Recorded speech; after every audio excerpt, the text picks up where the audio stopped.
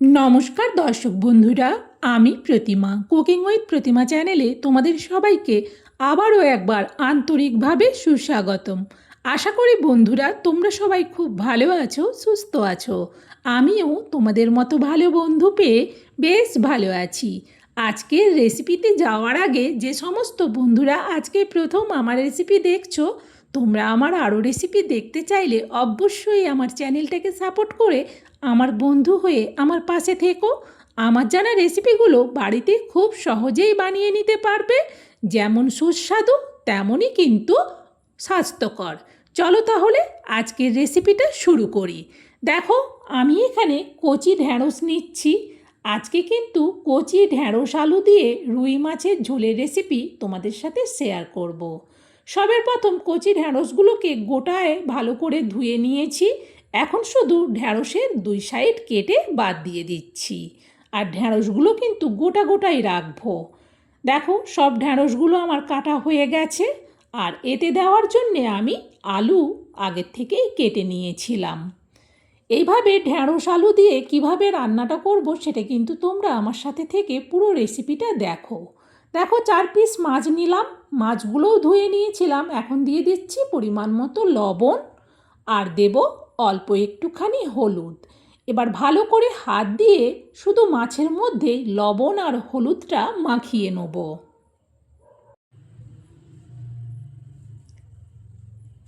দেখো, 4 পিস মাছে লবণ হলুদ ভালো করে মাখিয়ে নিলাম।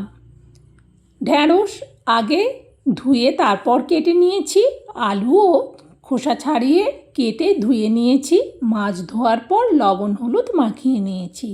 এখন রান্নাটা শুরু করব। তার জন্যে সবের প্রথম গ্যাস জেলে কড়া বসিয়ে দিয়েছি, দিয়ে দিলাম সরিষার তেল। খুন্তি দিয়ে এবার তেলটাকে কড়ার উপর পর্যন্ত করে নেব, ততক্ষণে তেল আর কড়া দুটোই ভালো করে গরম হয়ে যাবে। তেল গরম হয়ে যাওয়ার পর দিয়ে দিচ্ছি মাছগুলো। যেহেতু 4 পিস মাছ তাই একসঙ্গেই দিয়ে দিলাম। মাছগুলো দেওয়ার পর 2 মিনিট অপেক্ষা করব।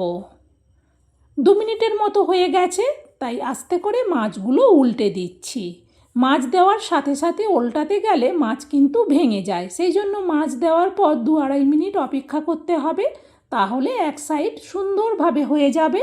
আর কিছুক্ষণ খুন্তি দিয়ে এইভাবে একটু উল্টে পাল্টে দেব, তাহলে মাছের সব দিক কিন্তু ভালো করে ভাজা হয়ে যাবে। দেখো, আমি কিন্তু দেখে নিলাম যে মাছের সব দিক ভাজা হয়ে গেছে। এখন মাছগুলো তুলে নিচ্ছি। এখন এতে দিয়ে দিচ্ছি কড়াতে আলুগুলো দেওয়ার পর খুন্তি দিয়ে এবার গরম তেলের মধ্যে আলুগুলোকে নাড়াতে থাকবো। আর খুন্তি দিয়ে আলুগুলোকে একটু উল্টে পাল্টে দেব, যাতে আলুর সব দিক সমানভাবে ভাজা হয়। আর যদি না নাড়ানো হয় তাহলে কিন্তু এক সাইড ভাজা হবে, তো আরেক সাইড ভাজা হবে না। দেখো, খুন্তি দিয়ে উল্টে পাল্টে আলুগুলো নাড়াতে নাড়াতে আলুর সব দিক কিন্তু সমানভাবে ভাজা হয়ে গেছে। এখন আলুগুলো তুলে নিচ্ছি।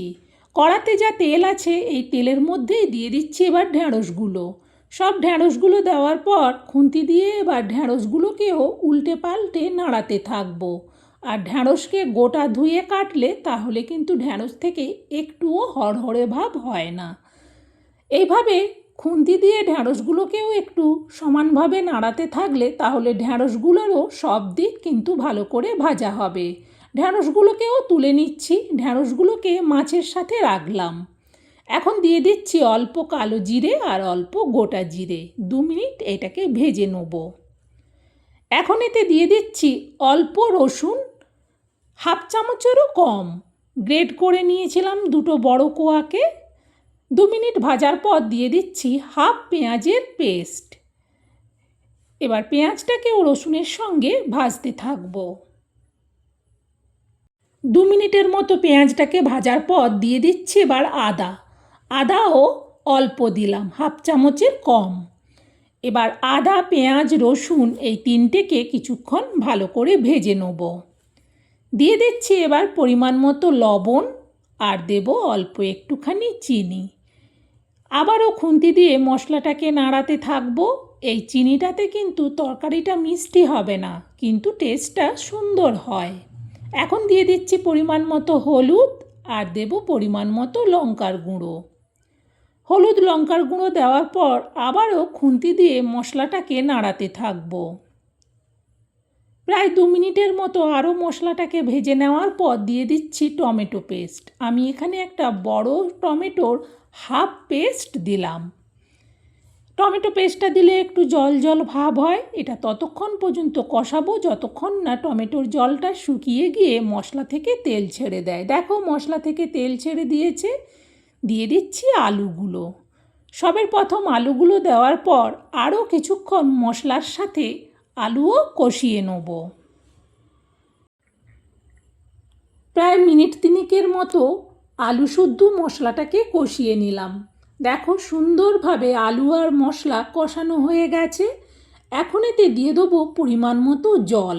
যেহেতু আমি মাছের ঝোল বানাবো সেই জন্যে জল একটু বেশি করে দেবো। জলটা দিয়ে একটু খুন্তি দিয়ে নাড়িয়ে দেখে নিলাম এতে আরও একটু জল লাগবে, সেই জন্য আরও একটু জল দেওয়ার পর এটাকে ঢেকে দেবো। ঢেকে গ্যাসটাকে কিন্তু বাড়িয়ে দেবো। গ্যাসটাকে বাড়িয়ে দিলে তাহলে তাড়াতাড়ি ঝোলটা ফুটে উঠবে। ফুটে ওঠার আওয়াজ হতেই আমি কড়ার থেকে ঢাকনাটা সরালাম। দেখো তরকারিটা ফুটে গেছে। খুন্তি দিয়ে একটু নাড়িয়ে আগে দেখে নিলাম।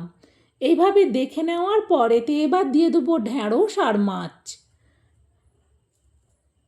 ঢ্যাঁড়স আর মাছ সবটা দেওয়ার পর খুন্তি দিয়ে ভালো করে আবারও একটু সব কিছুকে নাড়িয়ে ঝোলের মধ্যে ডুবিয়ে দিয়ে ঢেকে দিলাম। গ্যাসটাকে কমিয়ে দিলাম। প্রায় মিনিট 3 বাদে আবারও কড়ার থেকে ঢাকনাটা সরাচ্ছি। দেখো ঝোলটা আস্তে আস্তে ফুটছে। আগে একটু দেখে নেবো যে আলু সেদ্ধ হয়েছে কি না। আলু প্রায় সেদ্ধ হয়েই এসেছে।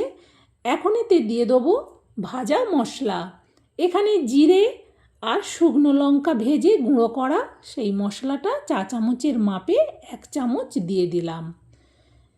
এবার আর এটা ঢেকে দেবো না, ঝোলটা শুধু একটু ফুটিয়ে নেব। দেখো ঝোলটা আমি ফুটিয়ে নিয়েছি।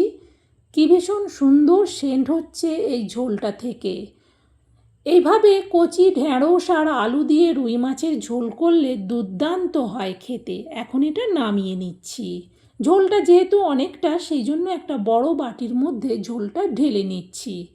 এইরকম গরমে এরকম একটা রেসিপি থাকলেই আর অন্য কোনো রেসিপি লাগবে না।